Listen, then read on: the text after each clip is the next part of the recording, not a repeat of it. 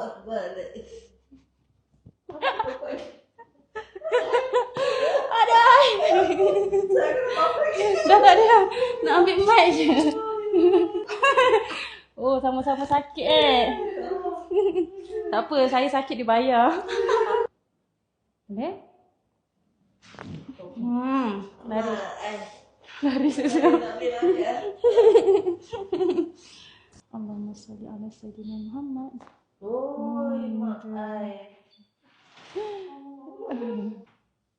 Agak lembut tau, Kak jangan takut tau. Tu. Tu. Masya Allah. Agak lembut nah. Okey, cukup.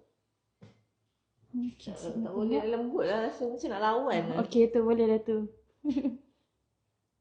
Masya Allah. Alhamdulillah.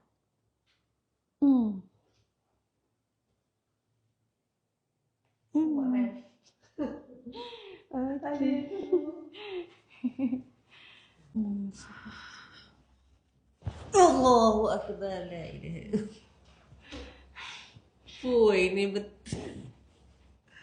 Oh ya Allah. Tak apa, saya pegang. Rasa apa Kak? Tulang belakang kan? Tulang belakang kan? Sampai pinggang? Sampai pinggang leher. Leher. Alhamdulillah. Rasa terbuka kan? Sampai kerongsang lah terbuka. Bukan tulang belakang je. Kita betulkan sekejap. Kerongsang. Oh sayang.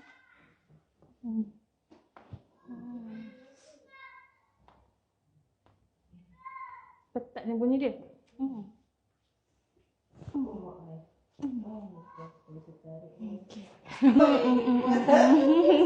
Double. Dah turun.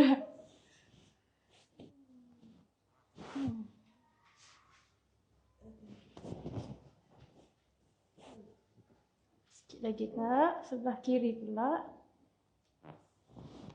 Masya Allah. Jaga Okey, Kak nak atas balik. Lutut sikit keras ni. Keras ni lutut Akak. Macam tinggi sini. Akak pernah jatuh ke? Ada pernah cedera lutut ke? Tak pernah, lutut okey. Okey, Kak lembut je. Tak pernah. Kerja macam mana Kak? Duduk kan macam Kak tadi? Duduk diri. Tak tu. Jangan tak atas sikit Kak.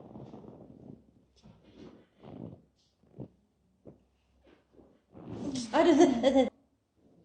Allahu Akbar. Okey, cukup. Allahu Akbar.